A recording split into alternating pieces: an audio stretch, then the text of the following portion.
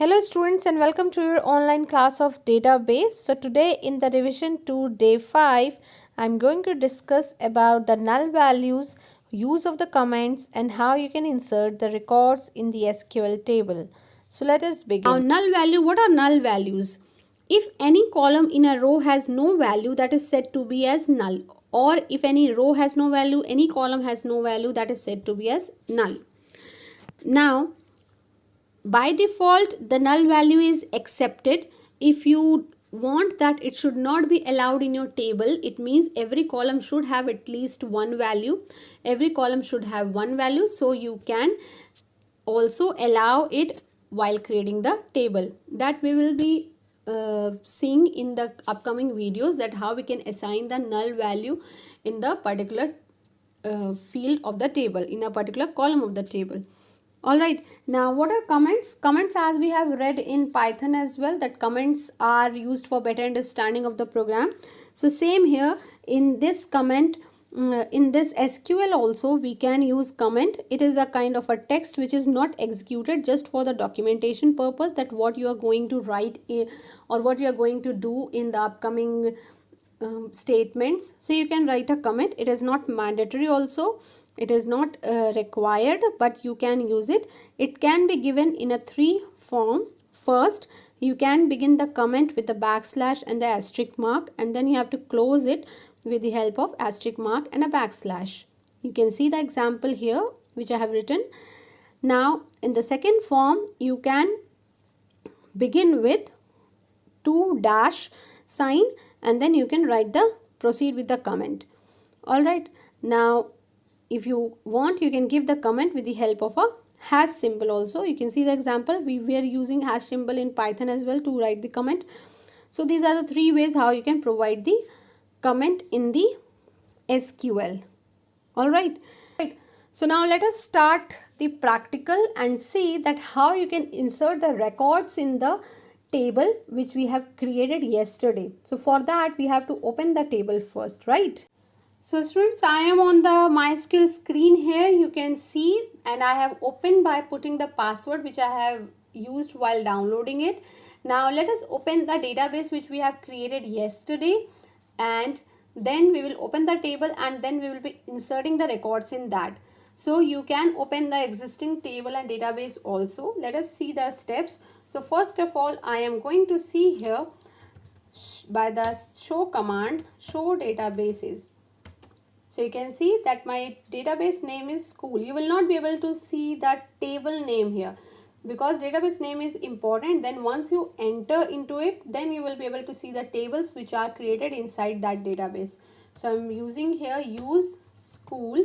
So it means school is open now. Now if you want to see the table inside the school, you can see by the same show command, show tables. You can see one student table is inside the school database.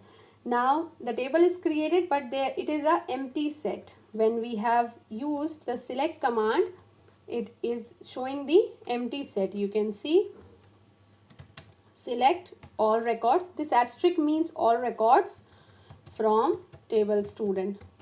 So this is empty set. Now we will begin inserting the records.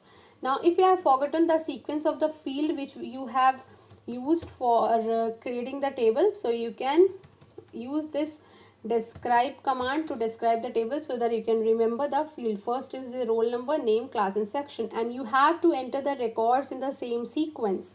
For inserting the record, we have insert into command. This we have learned earlier that it is a DML command. Insert into student, the table name, values, and then you will begin the bracket and start entering the records with the help of comma.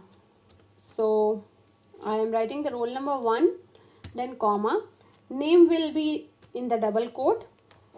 Suppose I am writing here Rahul, and then comma, class is character, you can see, so I am writing here 11, so that will be also in the double quote.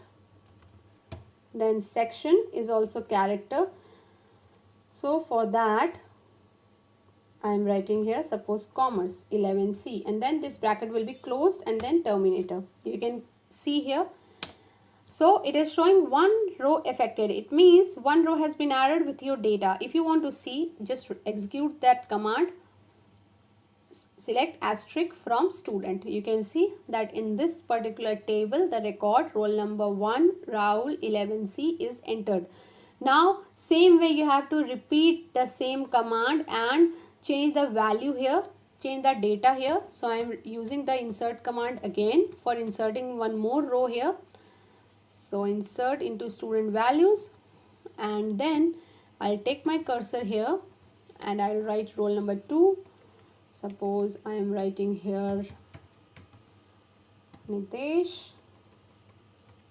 11th B. Now entered. One row affected. Now once you again try to see, you can see here that the data is entered in the table. Same way students, you can insert more records. So this way you have to insert the records into the table. You can execute the same command. If you don't want to write it again, you can go through the arrow key and try to execute the command. All right.